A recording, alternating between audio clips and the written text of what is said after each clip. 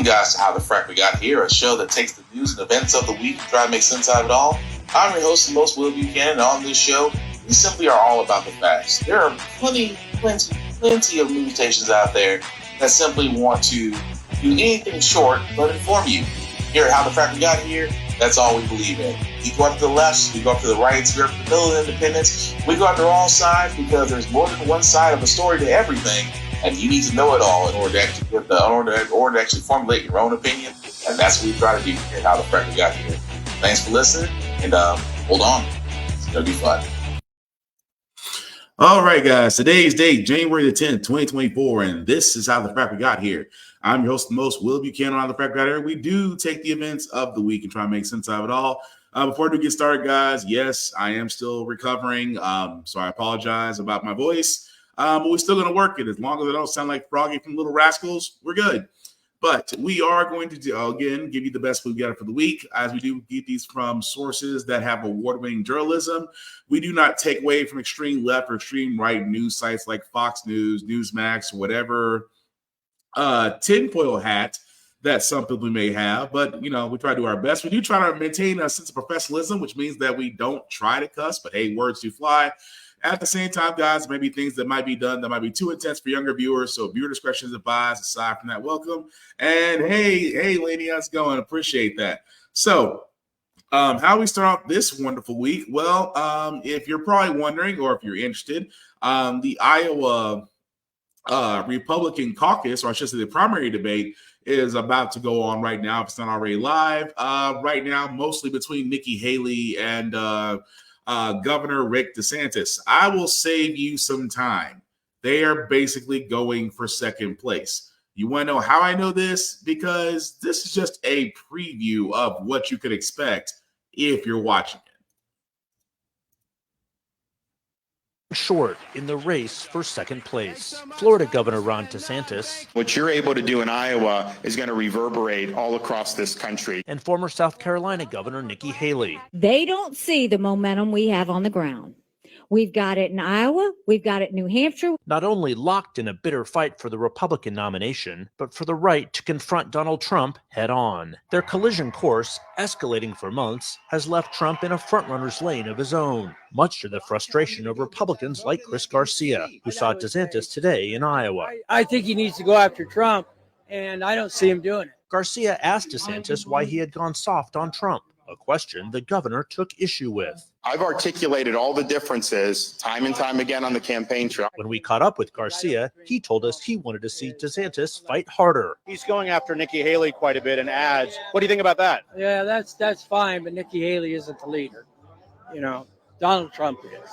So that's where it needs to be. 12 days before Iowa opens the voting in the GOP primary, Trump holds a commanding lead, yet he's emerged nearly unscathed, at least in the onslaught of attack ads from his rivals. DeSantis and two allied groups supporting his candidacy spent $7.6 million targeting Haley last year in Iowa alone, compared to less than $500,000 aimed at Trump. For her part, Haley and her leading super PAC spent nearly $10 million targeting DeSantis and only $1.5 million at Trump. It's a dizzying back and forth, with allies of Haley mocking DeSantis. You can't beat Trump by trying to be Trump. And belittling the management of his campaign and super PAC. In a world of chaos, the last thing America needs is another dumpster fire. Supporters of DeSantis casting Haley as a flip-flopper. Don't believe a thing Nikki Haley says. She doesn't. And falsely tying her to big-name Democrats. Just like Hillary Clinton, Nikki Haley shouldn't be president. Has Trump been the beneficiary of this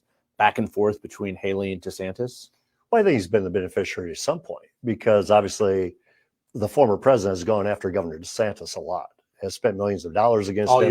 All year long, has called him names. And now the same thing with Nikki Haley as well. Bob Vanderplatz, an influential Iowa Christian leader who endorsed DeSantis, said it's a delicate dance facing all candidates, how to confront the former president who still wields such loyalty in the GOP. If you're ever going to try to peel away the Trump voter to come to you, you can't alienate them. Okay, so that's an issue. Haley is closing strong, raising $24 million in the final quarter of last year, more than double her previous quarter. I've decided we need a governor as a Republican nominee. Doug Stout has studied all the candidates, and for now is still torn between DeSantis and Haley. It's bad that it's kind of devolved into something where they both seem to be fighting for second. They're not fighting for second, they're fighting for president. No, they're fighting for second. That's exactly what it is. And yeah, Lenny, you're right. They're cowards. What it comes down to, guys, I'm just trying to save you 2 hours of life that you may want to spend somewhere else. But if you still want to watch the debate, I'm not going to stop you. But that's basically it. You basically have two people that are trying to overtake who's going to be king of the idiots. That's it. This is why Trump sits at double digits. This is why Trump hasn't attended one of these debates since he acknowledged that he is running again for president in 2024. The fact that he's done none of this, led by double digits, and yet a entire pool of who's who of Republicans have yet to match him says a lot. And again, it amazed me, and I keep saying this all the time, Nikki Haley, again, is a woman trying to run an old white man's voting group. The last time a woman was voted anywhere of candidacy was Sarah Palin, and we all saw how that dumpster fire actually happened. So the fact that she, of course, well, she was a former ambassador. Yes, she was. She was very poorly at her job. Well, she was governor. Again, check her record. She was poor at that. Now, instead of Rick DeSantis, dictator DeSantis, not actually attacking her record, he attacks the fact that she's basically trying to be Trump. She's a flip-flopper, but DeSantis isn't clean either. DeSantis has literally turned Florida into his little mini kingdom. He has turned around and instituted the Don't Say Gay bill. He has turned around and basically took African-American AP history and written it to where he doesn't feel guilty about it. He's turned around and went after Disney World and saw how that dumpster fire went. There's nothing about DeSantis that suggests that he has actually been productive on record nor in people. And let's not forget Vivek Ramaswamy, who didn't qualify for the Iowa debate, is still running around hoping that he can still get in. But with all that going on, Trump is sitting there like, what do I got to do? I just got to come in here, do my little spill, and I'm out. They have to beat me, because what does it come down to when you think about it, guys? That the GOP is literally saying, and I hate to say this for conservatives, because for those conservatives out there, and I know there's some of y'all who are intelligent, despite the fact that the stereotype out there is that a lot of y'all would vote for Trump in a heartbeat. But the cold hard truth is there is a lot of people that will vote for Trump, even though their lifestyles haven't changed. I keep saying this all the time. The only people that have benefited under Trump are rich people and corporations. That's it. Everybody else that believes their life was better under Trump only believes it because you basically got either a PPP loan that you shouldn't have gotten, or the fact that he was able to get out stimulus checks and and that's your claim to fame, which cannot be farther from the truth. I mean, there is nobody on that side I would recommend voting for anyway. But at the same time, you have to look at the fact that each of these candidates has something wrong with them. Nikki Haley, especially, because she can't give you a freaking answer to a history lesson. What'd you say? They will never win if they don't attack him. They could probably get some independent voters or some Dems who don't like Biden if they did. But that's the problem. This is why I say when people wonder why campaign money is such a big thing, is because they love to run these ads. They have to run these attack ads. They have to run these, oh, well, here's what she said, or here's what he did about this. Do you want this type of person? And you already saw one of the ads right there about Nikki Haley. We already avoided having one woman president. Do we really want another? Which, in my opinion, even if Hillary Clinton was Madam President, I'm fairly sure she'd be doing a better job. I'm just saying. But that's the ads they run. They run these ads to attack each other. They don't run these ads, and the money that gets spent into these things is ridiculous. $5 million, $20 million. If we really went back and looked at it on a yearly basis, how much money goes into campaign ads, we could probably cut some bills. That's all I'm saying. But again, this is the Republican presidential primary. Trump is still somehow in a commanding lead. And as scary as it is that this man, simply put, may still wind up getting the nomination. A man who is facing multiple felonies, multiple counts, multiple court cases, and somehow still may wind up being the Republican presidential nominee. But for all those that are wondering what kind of person you're going to be voting for, here's a guy that's going to talk about the Iowa school shooting and then tell you to get over it. Before going further, I want to send our support and our deepest sympathies to the victims and families touched by the terrible school shooting yesterday in Perry, Iowa. To the entire community, we love you, we pray for you, and we ask God to heal and comfort really the whole state and the pain that you have. This is something that's very unique to your state. We're really with you as much as anybody can be. It's a very terrible thing that happened. And it's just horrible to see that happening. That's just horrible. So surprising to see it here. But have to get over it. We have to move forward. But to the relatives and to all of the people that are so devastated right now, to a point they can't breathe, they can't live, we are with you all the way. We're with you, and we love you and cherish you. We have some big things going in there. I just saw the Supreme Court just before I came. I got some. So I'm just going to stop it there because at that point, it's fairly obvious. The man sat there and was talking about the Iowa school shooting incident that did happen earlier this week. And yet his words were thoughts and prayers. Oh, and we also have to get over it. I mean, how is it that we're at this point that a man like this, do you really want a man like this that's over school shootings or any other type of tragedies and sit there and says, we are with you, we love you, we care for you, but you have to get over it. You have to get over it. We got to move forward. That does not scream lack of empathy from a guy who is still having quite the number of people still want him as president, and he just downplayed a school shooting. And you're right. You can't make this shit up. You can't at all. And yet this is the same guy that they want running the show. But move right along, guys. There's some good news, bad news situation. I'm going to start with the good news first. There's going to be a new food program that's going to feed kids over the summer, which is great. 35 states are participating in this summer school food program. However, there are some states that are not participating. Mainly some states, including Nebraska and Iowa, said they would not join, labeling the program as an outdated COVID-19 pandemic relief measure. Now, I cannot stress this enough when I see stuff like this. Like, we talk about the cost of everything going up: food, utilities, mortgage, rent, gas, getting a car, getting a home, all the above. Everything's going up on your paycheck. We have screamed the whole doggone time, especially when it comes to schools, that kids are vital. I mean, outside of making sure educators get paid what they should be getting paid and getting the assistance that they should be getting, and that education should be getting the same type of budget that the military gets, but that's a whole nother story.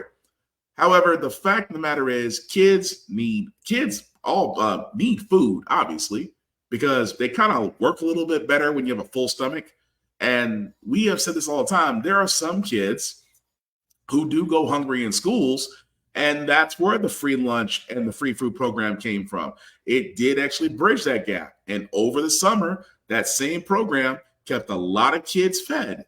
And so now that we're pushing forward with this, and yes, this was in the middle of the COVID-19 pandemic in which that program did actually happen. But again, I'm not mad about that because it actually helped out a lot of families making ends meet. So now that we want to go ahead and we want to move forward and saying, let's establish that same type of program so we can make sure these kids are still being fed, still getting nutrition, still being able to function. You have those in your Congress, whether it's your state or your federal, that are pretty much saying no. I mean, even in Tennessee actually at this point voted to not take $2 billion. My home state, Tennessee, I call progressively backwards. Tennessee state government decided to turn down $2 billion of federal aid to feed kids for free. That's the crazy part about the whole thing. And yet I've asked my own home state, I've asked those same politicians, how could you vote no on federal dollars? And the answer was always the same, that we don't want to take federal assistance. Okay, do you have an alternative? Well, no, that's more of a parental problem.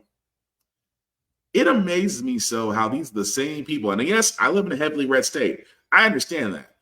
But at the same time, this is an easy answer to a solution. We'll pay for a war. We'll pay for 2 wars. We'll pay for PPP loans to get taken care of. We will pay everything else under the sun. But yet when it comes to our children and our educational system, we seem to be okay with it. And yes, it is crazy. It's nuts. At the same time, I still challenge it. This is why I keep on saying, they keep on wanting to dismantle education. They want to dismantle how public education is run. They want to dismantle how educators can teach. And not making sure kids are eating is just a scary plan that's being instituted. And yet it's not getting the attention it should get. Because contrary to popular belief, you do need food to live. That's just being honest. But speaking of crazy things, I mean, for a lot of us that still go out to eat, I know going out to eat sometimes can be a little bit pricey, especially if you got bigger families. But what if you ever went to a business that decided that you're going to pay its health insurance premiums for its workers and include that in the food? Sounds crazy, right? It actually happened. The doors to Jin Chan's in Cabbagetown have been flooded with people. But now we are, booked out. Every table, every bar seat is reserved, like on the weekends. It's pretty wild. Part of it could be attributed to the unique options for food. We do pizza and Chinese. But something else they've been dishing out has caught the attention of many. Customers paying a 4% health insurance fee for the restaurant's full-time employees. This year it covered every single thing. And it was $2,000 off, which means that 4% is just like, it's almost the perfect amount of money to cover everyone's premiums. The business says it was implemented after their premiums more than tripled. We feel like there's a pretty huge crisis going on with health insurance. No one can afford it.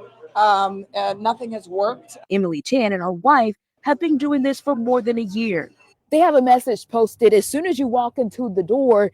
It's on every menu and on all receipts. The signage also states they can remove the fee without hesitation if the customer chooses not to pay it. But recently they received these threatening messages from out-of-town guests who aren't so happy about it. One in particular was mad about a $2 extra fee. They ate food here, dined in, said nothing while they were here. Sam Hammer, the lead bartender, has been working here for a year and said before joining the team, he didn't have insurance. I don't have money like that. And so I was just kind of like living my life without it. Others we spoke to off camera are happy their dollars are helping others. People who walked in the door and said, hey, I hear what you're doing for your employees. I've worked in the restaurant industry and we never had health insurance. Chan hopes this will make a difference in the lives of her employees. Not changing a thing. But also send a message to the entire industry. The only thing I hope that we can change is if Congress does something, then I can just take that line item off completely. Yeah, but there's a problem with that. See, the problem is you just sat there and said, as a business owner, I cannot afford to give my employers insurance, keep a profit, and the doors open. So I'm going to pass on the cost of that to you, the customer. There is a problem with that because that type of business model will only tell the health insurance companies and pretty much the U.S. government, well, hey, if that idea worked and people are paying for it, why do we need to change a thing? Why do we need to change the fact that health insurance premiums are damn near unaffordable? Why do we need to change the fact that health insurance in the U.S. is a for-profit system that's been working great for the 4 major health insurance companies in the U.S.? But the whole idea of this is, I get it. You want as a business owner, as a small business owner, you want to be able to give your employees health insurance. And this might be telling my age, but I do remember at times I was working a job that paid for my health insurance. I mean, fully. And I know for a lot of us that are probably in the same age bracket as myself, you can remember you didn't have to worry about premiums. You didn't have to worry about if this would cover this or this would cover that. Whatever job you worked for at that time paid for your insurance in full. Now, somewhere between there and now, something has happened to where they just don't want to pay it, refuse to pay it. Feels like it's going to take away their profits. Take your pick of any excuse. But what they've done is pretty much you're pretty much passing on your issues to the consumer. Now, some consumers may be like, well, it's $4. If $4 keeps all your employers' premiums taken care of, that's fine. I'll gladly pay it. But if you're on the other side, it's like, well, why do I need to pay for something that you should be go ahead and offering to your own employees out of your own pocket because they're working for you and your company? So you're gonna have different arguments on both sides. You mean no copay or free meds? I mean, you didn't have to worry about a thing. That's the thing I'm talking about, lady. Like you and me are probably the same age bracket, but you remember a time where you could walk up to your doctor's office and copay was covered, or you can get your prescription from the pharmacy and it was $0. Your insurance covered it. There was a time where there was maybe there was 1 or 2 things that you may have to pay a little bit of a copay on, but for the majority of the time, you didn't have to worry about it. It almost was an afterthought, really. That's what I'm getting at. And it's amazing now that we don't have that anymore. But I use that restaurant as an example because it's a dangerous example to use, because others will sit there and say, well, if you own a business, if you hire people, then insurance, you have to cover them, which means that you also have to pay for it. And I get it from a small business standpoint. Paying for insurance could more than likely either bankrupt you or you have to raise your prices in food, and that can also lead to closed doors. I get it. But that just goes back to the entire example of what I'm getting to, that health insurance in America needs a massive overhaul. Do not get me wrong. The Obamacare, which basically guarantees the fact that you can get coverage regardless of statuses, again, is fine. Do I still think more needs to be done? Yes. And I can go into a whole other discussion of the fact that we should be on a single payer plan, that we should not have a limited drug market here in the U.S. I go off the fact that, that drug prices, especially for drugs that were actually created using federal funding, should actually be subjected to actual drug pricing, especially if they took federal funding for research and creating said drug. And I also believe that life-saving medication should actually have a cap price. That cap price should actually be no higher than $20. I can keep going on the fact of all those things that should happen with healthcare insurance, but we'd be here all night. But you get the point of what I'm trying to make here, that yes, it is cute that a business decides that we're going to pass on our health premiums to you, the customer, and hope you pay them. But at the same time, what if a company like Chick-fil-A did that? A company like McDonald's, a fast food company like Wendy's did that? Or what if your local grocery store did that? What if Amazon did that? See, that's the point I'm getting at, is that yes, a small business did this, but what's to keep a big business from doing that? And still at the same time, they say, well, we're helping our customers. We're helping our workers. No, you're saving yourself money and still trying to overturn a profit. And again, that's not surprising. What'd you say? Oh, wow, my mom, I think had a copay, but it was low. Yeah, those were the days. I mean, but alas, that's what it is. But move right along, guys. I did want to get to this about the fact that we're eventually going to get to a plan on banning menthol cigarettes. I talked about this sometime last year that President Biden is moving forward to do a ban on banning menthol cigarette sales. And again, for a lot of people that don't understand this, it is amazing now that they want to move forward with banning menthol cigarettes when a simple Google search will tell you something about this. That for all those, especially if you're my age, you probably remember ads like this for Newports or Kohl's or Salem or even Winston's. But you notice one thing in each of those advertisements, they're directed at a certain group. That's how they've always been. Now, you make it the once in a blue moon guy. You make it the once in a blue moon. They may have some white people targeted, but what have they done? Everything you've seen was menthols and people of color and happy and smoking. Why? Because at the time, that was their advertisement. That was their money makers. And because of the fact of the dangers of smoking, and I know I could go into that with dangerous smoking, I can go back to of emphysema, lung disease, heart disease, COPD, asthma, things of that nature, that it took 2024 to finally get a ban on menthol cigarettes. And it's still taking us this long because you still have tobacco companies wanting to fight this, because they sat there and said, if you literally ban menthol cigarettes, you will significantly harm the tobacco industry. Well, oh well, that's how it should be, honestly. But again, I digress. But the one thing I also did want to point out is the fact that Democrats in this voting area, again, I'm going to go back to spending again, because you probably noticed why I was mentioning spending so much when it comes to ads. It's not Republicans doing it themselves. Democrats are doing it as well. They're spending $35 million targeting voters of colors in House races, which basically means that the Democratic Party is going to be spending $35 million targeting Latino, Black, Asian American, Pacific Islander, and Native Hawaiian voters. Why? Because much like the Republicans, they have the hardest time connecting to us. And I know for a lot of people out there, they're going to sit there and say, "Oh, what have the Democrats done for us? What has Biden done for Black people? He didn't do anything for me."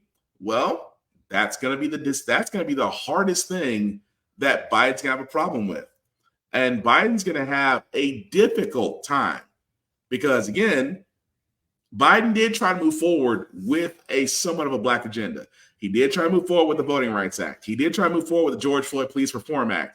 Both those two actions were pretty much DOA.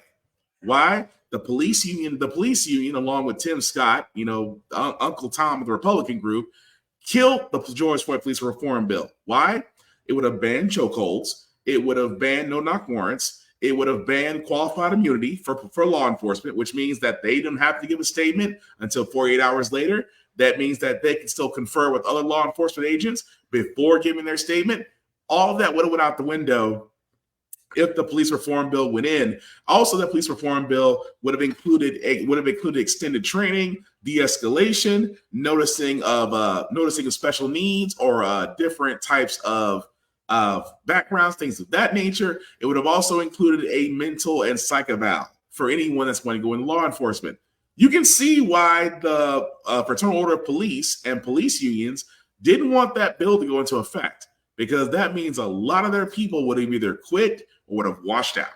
And let's not forget the Voting Rights Act, which, again, the simplest Voting Rights Act you could ever have, making Election Day a national holiday, which means that you don't have to work on Election Day. You could actually go vote and not have to worry about working and then somehow getting to the polls and still voting. And also, it would have done automatic registration. Why? Because every person that's ever got a driver's license or signed up for selective service is automatically entered in as a voter, which means that you don't have to go to a specific polling station. You don't have to bring a voter ID. You don't have to bring your ID or anything of that nature to get re-registered or change things. You would have been automatically put in. They didn't like that one either, which to me is mystifying. Like, how in the world would something as simple as the Voting Rights Act be a problem? Oh, because Republicans don't like when people vote. That's what it is. But getting back to what I said about Biden, and again, he's going to have a hard time with Black people. I want you guys to watch this, and I'm going to explain where the problem is, not only with Biden, but with every Democrat that decides to come to black people. If you really care about the lives lost here, then you should honor the lives lost and call for a ceasefire in Palestine. Ceasefire now! Ceasefire now! Ceasefire now! That's all right. That's all right. That's all right. That's all right.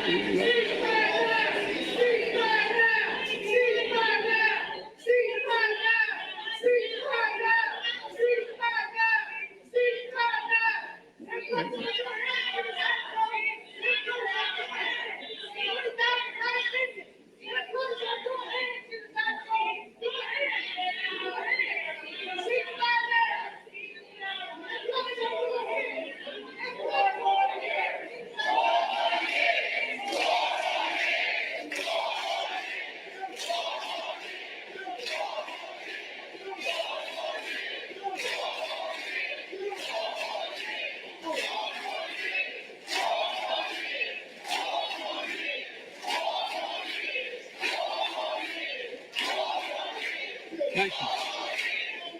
Thank you. Thank you. Look, folks, I understand their passion, and I've been quietly working with the Israeli government to get them to reduce and significantly get out of Gaza. I'm using all that I can to do that. Okay, so I'm going to stop it right there just because he's going to go into that. He's going to do an explanation. He's currently, that was right there when he actually went to go visit the same church where Dylan Roof decided to kill 9 black people. As you can see there were protesters there calling for President Biden to do a ceasefire because between Israel and Gaza. Now, look, the thing that kills me is it's like we are funding Israel. No matter how you cut the mustard on this, we're funding Israel. Could Biden have called a ceasefire? Yes, he could. Or he could stop paying Israel. The U.S. could stop paying Israel, and let's just say Israel wouldn't last. They are truly the welfare queens of the Middle East when it comes to us. Now, he didn't address that. He said, I admire their passion, but you notice that every time that is brought up, he's like, well, we're working behind the scenes. Israel is bombing Gaza. Israel has been bombing Gaza, has been bombing journalists, hospitals, doctors, and yet you're saying you're working behind the scenes. But leave it to Biden of all places, because like I said, where he's at, Mother Emanuel AME Church. Again, this is the problem I keep pointing out, because again, this is Charleston, South Carolina. Again, where Dylan Roof, just a little over 2 years ago, murdered 9 people in a church because, well, he wanted to murder black people.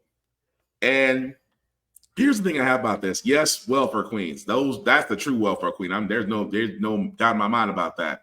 But here's the problem I have with Biden, because every Democratic president does this. What they do, when you want to reach certain people, you go to the places of gatherings. I mean, let's be honest, for most affluent blue collar workers, you may see a president go to a factory or go to a farm, or if it's more education based, you may see them at a school, or you may see them at a some sort of STEM area. But for certain people, and I said, and this is just me, and if I'm alone on this, I'm alone on this. But why is it that whenever there is a Democratic president or Republican president nominee, because sometimes Republicans will try, even though they really don't, why is it that they always come to a church for black people? I mean, that's a thing that has bothered me as a voter, but it's also bothered me just as a citizen. Like, you could have came any place else, but you chose a church. But you made sure it was a popular church. And you made sure it was a church with a high-ass population. At the same time, when you have a moment to speak, the things that you say, you don't really say anywhere else. Like Biden did when he had the chance. 2015, the beautiful souls, 5 survivors, invited a stranger into this church to pray with them. The word of God was pierced by bullets of hate, of rage, propelled by not just gunpowder, but by a poison that has for too long haunted this nation. What is that poison? White supremacy. Oh, it is. It's a poison. Throughout our history, it's ripped this nation apart. This has no place in America. Not today, tomorrow, or ever. From that day, this nation saw this congregation, this community, demonstrate one of the greatest acts of strength I have ever seen. I mean it sincerely from the bottom of the act of forgiveness, the act of grace. It was as President Obama sang from here, Amazing Grace. You changed hearts. You did something that may not have happened but for your courage. You brought down the Confederate flag in South Carolina. You brought it down. No, you did. And you helped the nation heal. You showed what America can overcome, what we can be when we want to be something.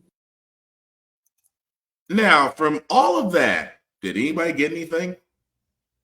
Again, this is a guy who wants your votes, who came to a church where a tragedy happened to sit there and remind the people of what actually happened, to sit there and say that, oh, yes, because we understand that white supremacy is a poison. No, white supremacy is terrorism. Let's call it what it is, folks. White supremacy is terrorism. And if anything was going to possibly change, then on January 6th, all of those napkins should be labeled as terrorists. All those napkins should be treated as terrorists. And all those napkins would not be trying to be protected by the current Speaker of the House.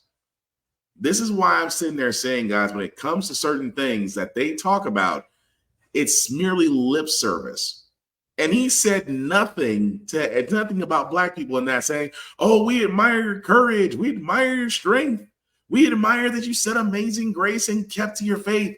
And because of that, the Confederate flag came down. You mean the battle flag of a losing team that every napkin loves to parade around, put on the back of their trucks, or use as a bikini in some form or fashion? You're talking about that flag? The same flag where they try to sit there and say, well, that's my heritage. The same flag that was defended and talked about in social media groups for a good 6 months, that Nikki Haley herself, who was the governor of South Carolina at the time, refused almost to a certain point to bring the flag down completely. But you're going to sit there and say, well, the Confederate flag finally came down. President Biden, what are you going to do? My question has been, President Biden, what are you doing for black people in 2024? What are you doing for our vote? Are you going to finally go after law enforcement for police brutality against black men? Are you finally going to look into the fact that diversity hires have fallen since affirmative action was gutted because 4 Asian students felt like they couldn't get into an Ivy school because of their race, which may have set back people of color by you taking out that one piece? Or what about the fact of we're not looking to the fact that most of your CEO, most of your corporations don't have a person of color as a CEO or in a high-stakes position?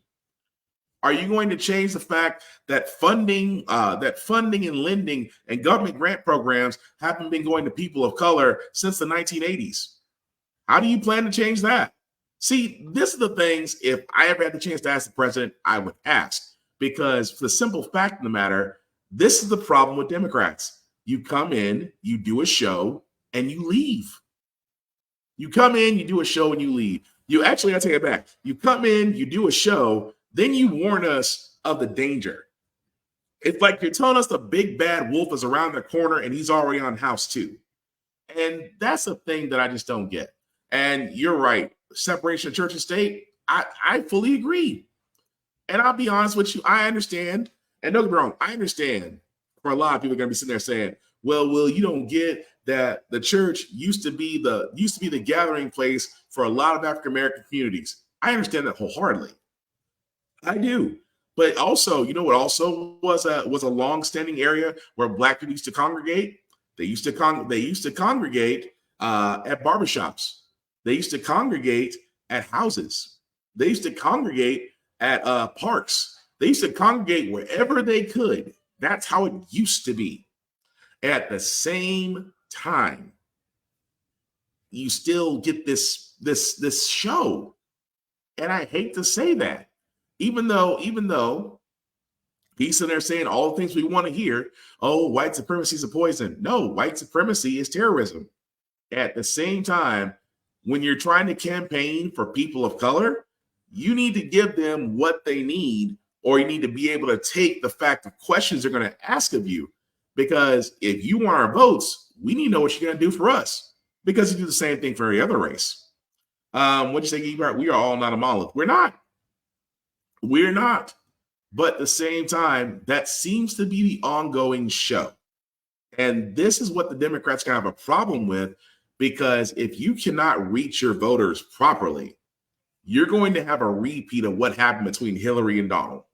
Because Hillary Clinton, love her or hate her, she was probably the most qualified person at that time to be the first woman president, to be the first Madam President. She really was. Former First Lady, former Secretary of State, former U.S. Senator, former U.S. Ambassador. Ben knew every move Trump was going to do and practically told us how it was going to play out. And yet, you vote for a failed reality star / con man. But hey, what do I know? I'm just a guy with the podcast. But moving right along, guys, you've probably been wondering what this 118 Congress has done. I'm going to tell you what they've done. They pretty much be collecting a paycheck because, well, the next video will explain it all. Taxes pay their salaries, and in theory, they're sent to Washington to get work done. It's a divided government now, and the 118th Congress so far has not produced much legislation at all. In fact, as senior congressional correspondent Rachel Scott reports, it might just be one of the least functional in U.S. history. On Capitol Hill, Democrats and Republicans don't often see eye to eye on the issues. But there is one thing both parties seem to agree on. This is the most ineffective Congress that we have seen. Shame on us, both parties. We sold the American public out on everything. It's been challenging. It is an unproductive Congress. So far, only 34 bills have passed both chambers in the 118th Congress, putting it on track to be one of the least productive congressional sessions since the Great Depression. It was also one of the most chaotic. Are you so confident that you can pull this out? 6 failed votes? Yeah. Last year, Kevin McCarthy secured enough votes to be Speaker after 15 rounds of voting. Excuse us. Only to be voted out by his own party months later. I do, so help me God. Congratulations, Mr. Chairman. It was also one of the most aggressive. Sir, this is a time, this is a place. If you want to run your mouth, we can be two consenting adults. We can finish it here. Okay, that's fine. Perfect. You want to do it now? I'd love to do it right now. Well, stand your butt up then. You stand your butt up. Oh, hold on. Big guy. Oh, stop it. Active. Oh, okay. Sit down, please. All right. Most bizarre. No, I did not elbow him. No, I would not elbow him. I would not hit him in the kidney. This is evidence Chairman, of Hunter Biden Chairman, making over time, sex. and Excuse me, this is my time. unbecoming of- Making pornography. And downright strangest sessions in history. Why won't you address any of the allegations in the report? Did you Oh, use campaign funds to it's pay for not- Botox, it's to pay not- for rent? It's not smart to do that. The defiant New Jersey Senator Bob Menendez amid federal corruption charges, breaking his silence. The senator, along with his wife, accused of taking hundreds of thousands in bribes in exchange for influence, including selling state secrets to Egypt. Or as Democratic Representative Eric Swalwell puts it, An absolute show. some of those 34 bills passed this Congress were non-controversial, renaming veteran affairs clinics and minting a coin to commemorate the Marine Corps anniversary. The House is controlled by Republicans. The Senate is controlled by Democrats. There's a Democratic president in the White House. Even comparing against other periods of divided government, 2023 was definitely not a high watermark for Congress's productivity. And their biggest legislative accomplishments were bills that had to be passed to keep the government funded or to avoid catastrophic default. The 34 bills, a far lower number than previous Congresses under President Trump and President Obama. I want my Republican colleagues to give me one thing, that I can go campaign on and say we did. As the 118th Congress resumes in this key election year, major issues like guns, immigration, and funding for Ukraine and Israel hang in the balance. It's not just about the distance between the parties. A lot has been driven by these internal rifts within the Republican Party, especially in the House. And with Republicans shrinking majority in the House, all members will need to be present for votes, possible bruising impeachment battles against President Biden and top officials. And what is the crime you're investigating? And documents. High crimes, misdemeanors, and bribery. What high crime and misdemeanor are you investigating? The only way forward is a word not often heard on Capitol Hill. Bipartisan compromise. But there's little evidence Republicans and Democrats are ready to do that. They go through their litany of legislation that they've passed, but it's passed the House. It's not become law. Total surrender. We've done nothing. And there's not much hope things will change. So again, 118th Congress. This was the Republican answer to Biden at the time, to Biden's majority when he had the House and a simple majority in the Senate. And the Republicans were like, we're going to take back the House. We're going to get America on track. We're going to do this. We're going to do that. They were sworn in just this January of 2023. They were sworn in. And yet, what has been done? 34 bills, the lowest out of any Congress. At the same time, they're all getting paid. All of them getting paid. Their benefits are paid. They're getting their full salaries.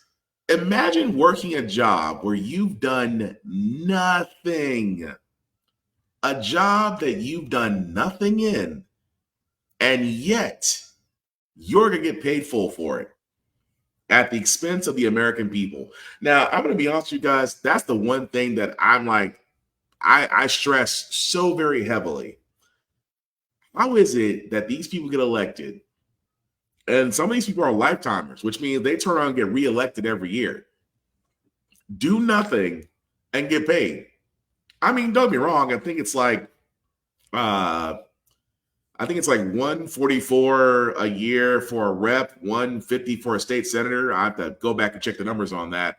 But they get full benefits. They get full medical. If the government shuts down, their pay doesn't stop. Their medical benefits don't stop. Their travel benefits don't stop, even in the midst of a government shutdown. But every government worker has to face that. Every Department of Health and Human Services shuts down. Medicare payments still go out, but that's only because they're self-sustaining. But imagine a full Congress that has done nothing, and that very same Congress is still getting paid. How does that not piss off the American people? I mean, do I think there needs to be some rules put in place? Absolutely. I think that as far as terms go, Republicans and senators should be on the same level as the president. You can do 2 consecutive terms. 2 consecutive terms, you guys sit one out. That's how it should be.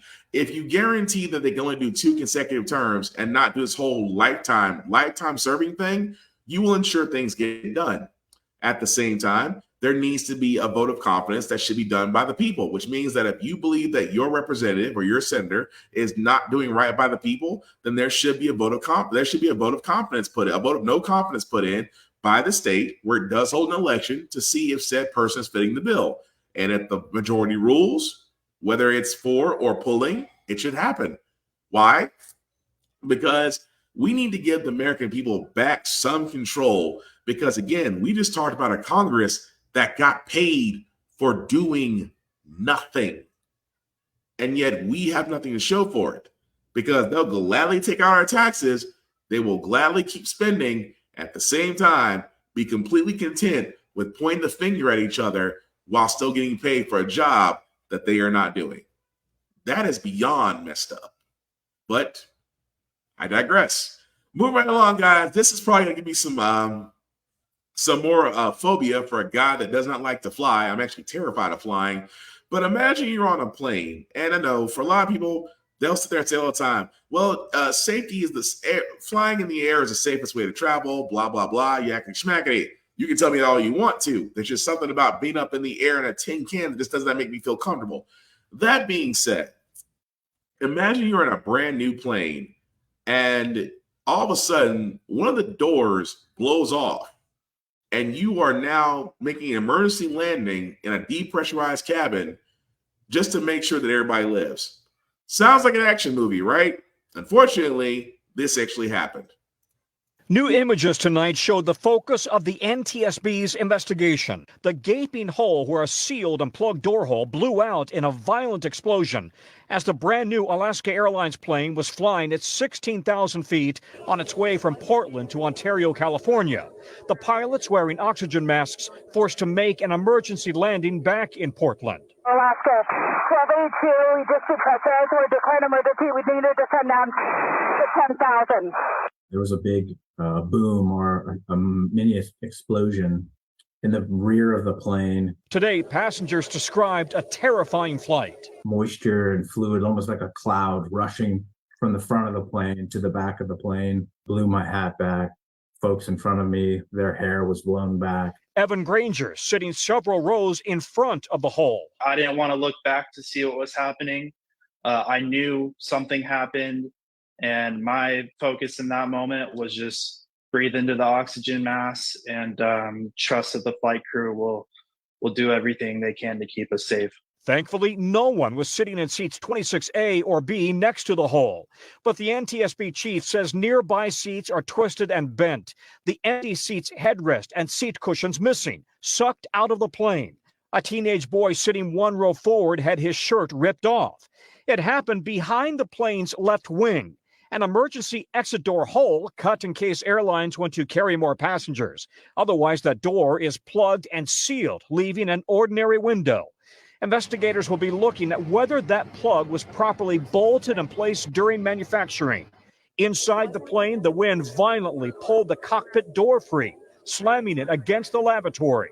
Damage throughout the plane. Had the explosion occurred at cruising altitude, it could have been catastrophic. Something like that at 34,000, 35,000 feet, it's not just cold weather you're looking at a lack of oxygen and pretty significant consequences very early from that lack of oxygen and folks in the cabin. Tonight, with the FAA grounding the MAX 9, airlines around the world have been forced to cancel hundreds of flights. In the U.S., Alaska canceling 170, United 180, saying it's waiting for the FAA to provide directions. And Tom's with us now. Tom, we've heard the plane's black boxes have now arrived at NTSB headquarters in Washington. What's next? Yeah, that's right. And investigators are interviewing the crew today, and they're also still asking for the public's help in finding the door to that MAX 9 that blew out. Kate? So what's crazy about that, guys?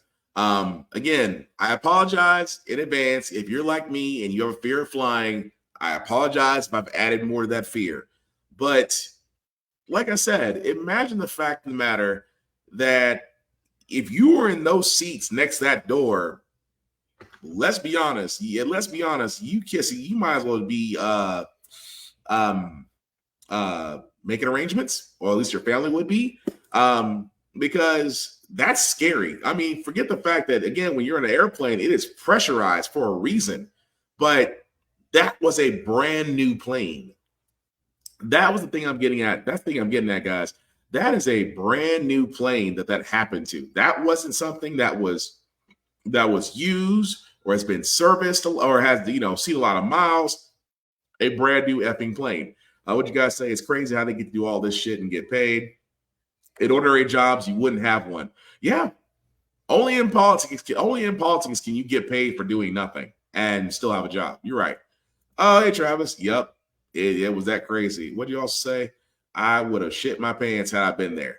Oh, I would have definitely had a change my pants. I would definitely had a shit my pants moment if I saw that. All of our politicians are too comfortable. Yeah, that's also true as well. But no, it's the fact, again, back to the plane, guys. It's crazy that happened. And again, for a guy like me, that kind of lets me know one of two things. One, that of course it's Boeing. And just a side note, because I could say this, Boeing's always had issues with planes. I can't tell you how many times that their Dreamliners, their 737s, they've always seemed to have an issue. But in this case, it shouldn't have happened with a brand new plane.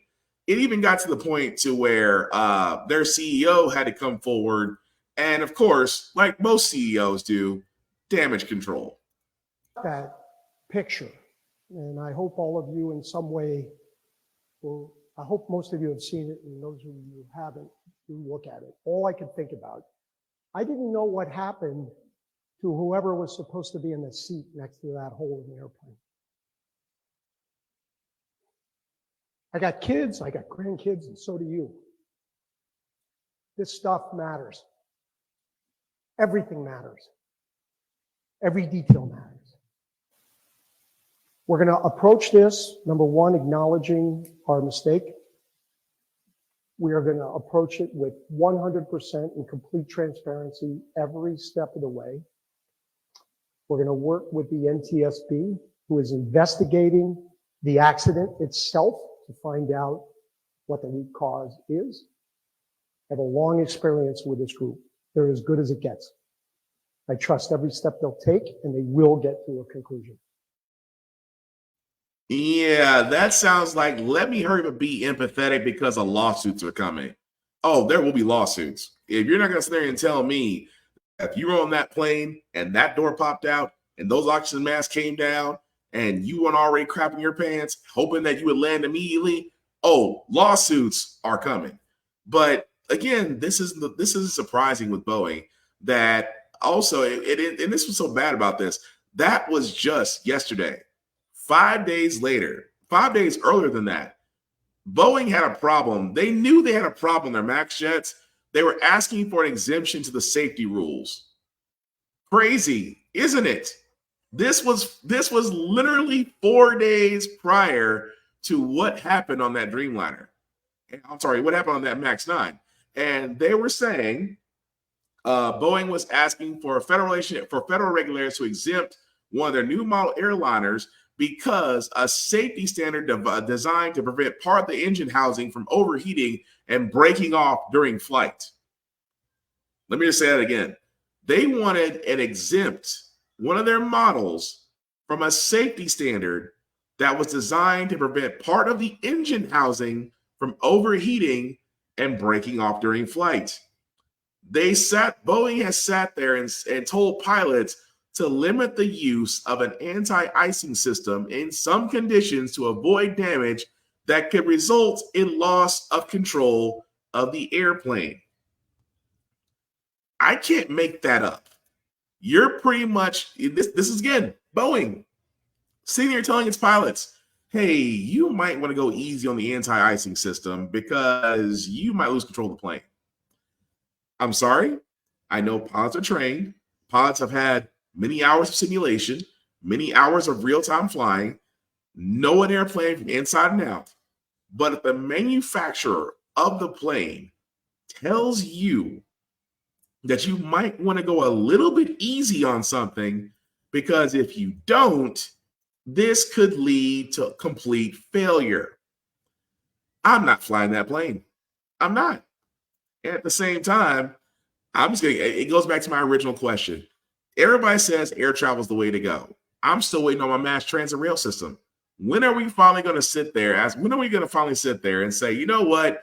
Flying is cool, but I would rather take a bullet train and get there. It might take me another hour or so to get there, but I'll be on the ground. And bullet trains are being used everywhere. Mass transit systems, even though you might see them up north, especially between New York and New Jersey and Philadelphia, you might see them in Chicago with Amtrak and maybe a little bit in California and a little bit across the mid-states. Why do we not have a multi-state mass trans rail system at this point? Because I would just think, because flying is the fastest way to get there, it's the only way to get there quick, to really get there quick, if you think about it. I mean, most people would drive, that's fine, but driving for 8 or 9 hours may not be what you want to do, or even longer than that. But what's your other alternatives? You either get on a plane and risk it in the Boeing plane, or rent a car and drive for a few hours, or drive for anywhere from 2 to 11 hours to get where you want to go. The point I'm getting at is mass transit systems do need to happen, but at the same time, companies like Boeing should not be allowed to skip on the small stuff because the big stuff is obviously happening. And trust and believe there will be lawsuits following that case, because you ain't gonna have me shit my pants and don't think you gonna be paying a pretty penny. That's all I'm saying. But the last story I got, guys, before we get to our feel good segment, again, I cannot help but find these stories about Black men who were incarcerated for crimes they did not commit.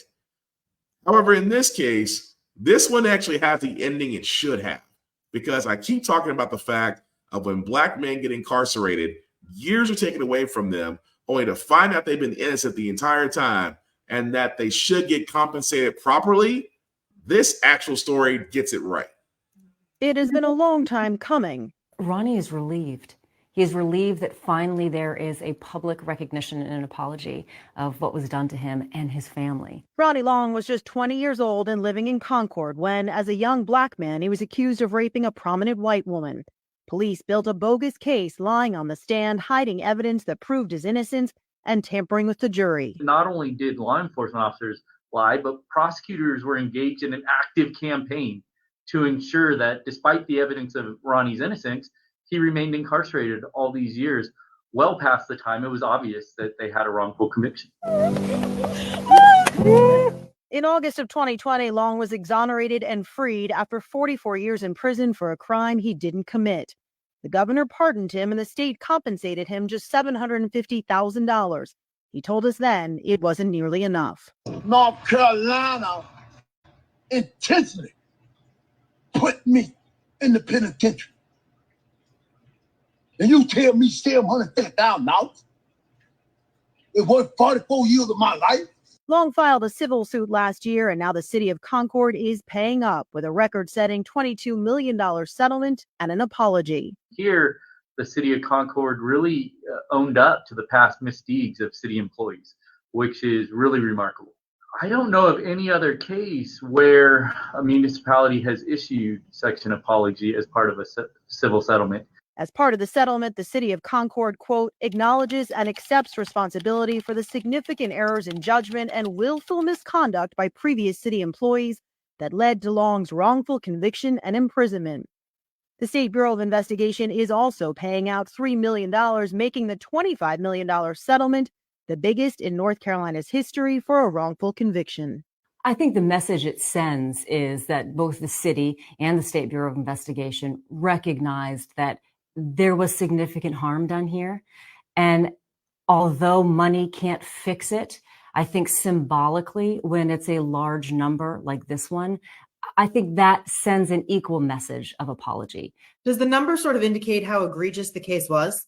I think it's a big indicator of how egregious this case was. Oh yeah, that's a big number. It's a big number for a reason, because how do you account for 44 years of your life taken away from you? You went into jail at 20 years old. You didn't come out until you're 64. It's 44 years of your life taken away from you. 44 years that law enforcement, prosecution, and the court were all willing to send your tail to prison for 44 years. And at the end of it all, you're exonerated. Great. Well, here's $750,000. I don't blame him. That doesn't take away from any of those other cases where some gentlemen may have been thankful, may have been humbled. I'm not talking about them. That man, how he said it, was exactly how I knew how it should be said. You take away 44 years of my life and you give me $750,000? No. 25 million sounds a lot more like it, because you taking away that man's prime working years. You took away 44 years where that man could have worked, started his own business, went to school, things of that nature. You took his prime years. Yes, he should get 25 million. And you are exactly right. I hope it should be tax-free. The state should pay taxes on it. But the other thing that I get from that is if the law enforcement, if the cops are involved, if the state prosecutors that are involved, if anyone is still alive that is involved with sending that man to prison, why aren't they facing charges if they're alive? Now, again, 44 years can be a lot different, but I would think that outside of exoneration, those that actually led to his incarceration need to be facing justice. But again, guys, we keep finding these stories, and I'm going to keep bringing them up because these are stories where we literally see Black men being incarcerated for nothing that they've done. Years are taken away from them. At the same time, you get an apology. No. Apology comes with money. Apology comes with zeros. Apology comes with those that put these men in jail, in prison for no reason, are the same ones who should be serving the same crime that they try to put those men in there for. That's what it should be. But I don't blame that man. Get that $25 million, sir, and live your life. Because, like I said before, a good chunk of his life was taken, and no amount of money ever bought back a second of time. Yep, I completely agree. Apologize to these nuts. But that being said, guys, we are going to move on to our feel-good segment because usually on How the Frack We Got Here, we do cover a lot of things that are doom and gloom. Sometimes making these old faith in humanity, but hey, it's Wednesday, it's hump day. We're trying to leave you guys out some good notes, some good vibrations, some positivity. And this doctor who's retiring, I'm going to be honest with you. I hope when I'm 60, I can move like this guy. I'm living my best life. We're back now with our play of the day and one doctor making the most of his retirement announcement. Lara has that for us. Good morning. That is an understatement. Good morning to you, Michael. So this doctor is ready for a night at the Roxy. Frankly, Dr. Philip Masterson rolling into the sunset, if you will, celebrating his last day as an emergency room doctor with a new set of wheels. Oh, his wow. 26-year-old daughter, Nicole, capturing the moment. Her dad's been an ER doctor at a Dallas hospital for 30 years. So, guys, you can imagine the pressure he has worked under for 3 decades, but now it's time to let it roll right off his back. He's got some skills He's there. making Making me a little nervous the way he's moving out there. Not me being in the ER. Yeah. Feeling that. Dr. Masterson's retirement celebration comes just a few weeks out of his 70th birthday. He's been roller skating since 2016. I know. Wow. 7 years so young. young. The people on TikTok are just loving his energy. One person said, I just know he was great with his patients. He must have been. I mean, what a wonderful energy he's given us this morning. All I can sit there and say is, when I do I want to be like that. That dude was moving. And also at the same time, that's not the only time that man has done that in the ER. I'm just saying. But definitely want to make sure that Dr. Philip Masterson, happy retirement, sir, because again, Black don't crack. We just season well because we've been seasoned from our souls. That being said, guys, that's gonna basically cut it for here, guys. Again, I apologize for my voice. What do you say, Kelly? At the skating rink every Sunday. Oh, I can't laugh right now. If I laugh, my chest is gonna hurt. But thank you guys for putting up with me. My voice is getting back. Like I said, I had a cold. Thank you to my lovely wife, Kelly, for being my nurse and taking care of me. I love you completely dearly for that because she put up with somebody who's very stubborn when he gets sick. So definitely want to give her a shout out. But anyway, wrapping this up, guys. Like I said before, thank you all for watching, for liking, for letting you know this is live. I certainly appreciate that. Some shameless plugging before we get out of here, guys. I always do want to shout out to my boys, especially my buddy Bond at Big BZA Dot. You can definitely check him out, Big BZA Dot on social media. He does have his own space. He does have his own YouTube page where he does beats for shows, for game shows, for songs, things of that nature. Definitely check him out, Big BZA Dot on all social media. Of course, as for myself, guys, you can find me Blackbox447 on all the socials. I usually do reviews on everything that I watch, that I read, even gym stuff. I have to get back to the gym, but once this cold is over, I'm going back to the gym. I miss it so terribly. But also, guys, like I said, reviews on everything. Also, definitely check out my buddy Geek by Heart at Geek by Heart. on all socials. She and her husband do great work. She actually covers a lot more than that. We usually call her the Degree of Horror on our other show, Blurred's Eye View Podcast, with our other compadres. You can catch us every Tuesday and every Thursday at 7 p.m. Also on there, wherever podcasts can be seen or heard. But definitely check out Geek by Heart as well. Also check out Always Record TV, where you can see my handsome mug there. So shout out to Travius for that one. Aside from that, guys, the last thing I do want to point out is the link. Well, not the last thing, because I still got one more thing, but the link at the bottom, if you copy and paste that link into your browser, take you to the link tree that to YouTube and Facebook groups for all of my podcasts. How the Frack We Got Here, get bitten off of those podcasts. Like, share, subscribe, tell people about it. Word of mouth is the greatest tool we have in finding the algorithm. As my friend Kira would say, F the algorithm. But again, we do better once we share it. And, we don't want to hide something good. Like I said, this show is about encouraging you to be active, to be informed, to know what's going on in your community. That's the whole point of this show, and I'm hoping it reaches you guys. But the last thing I want to talk about, guys, is the fact of we see many other streaming shows out there, streaming services, Amazon Prime, Hulu, Netflix. We see them drop content, add content, and we've seen them recently go up in price. And you're probably wondering, or like I am, do I really need all these streaming services? Well, there is a streaming service that I'm a part of, that my friend Laney is a part of, and that many other friends of mine are a part of. It is basically called Blurred Station. Now, what is Blurred Station? Blurred Station, as I like to call it, is what Netflix wishes it could be. It is a streaming service for people of color and for blurs to enjoy. What do they have? They have comics. They have anime. They have movies. They have TV shows, basically made for us, by us, for us to enjoy. I cannot tell you the immense amount of talent that is behind this. I can only simply say that, guys, it is definitely worth it. So if you are interested in about Blurred Station Plus, you can go to blurredstation.com. And if you want to join us, definitely hit the Join Now button. Once you go to the Join Now button, if you'll be so kind to go to Blurred's Eye View Affinity Membership. And from there, under Affinity Influencer Partner, you can really select anybody there. You can select Chris Fury, basically the man on the wall himself, Kira at Room Full of Blurs. We'll be watching Mayhem Media, myself, Black Spartan, Tafari at Tafari TV, Navy at Dave Montel, BlurredCon Speaks. Also check him out as well. And of course, Laney at Geek by Heart. You can select anybody there that helps us out tremendously, and then select the Affinity membership, which is $10.99 a month. Yes, $10.99 a month that you can sign up for Blurred Station and enjoy it. You know what $10.99 a month it gets you? It gets you Blurred Station, and then you can still get something to eat. That to me is a bargain, concerning the fact that everybody's prices are going up.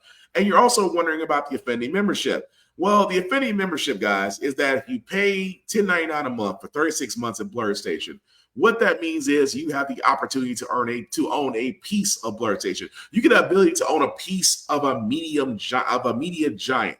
Is what it should be. And trust me, if you ever want to own a piece of Apple TV, of Amazon, or Netflix, and you don't want to go through E-Trade or Fidelity Investments or Merrill Lynch and pay an assload amount of money just for one share, this is much easier, and it's only going to grow. I'm only telling you guys this because that's how much faith I have in it.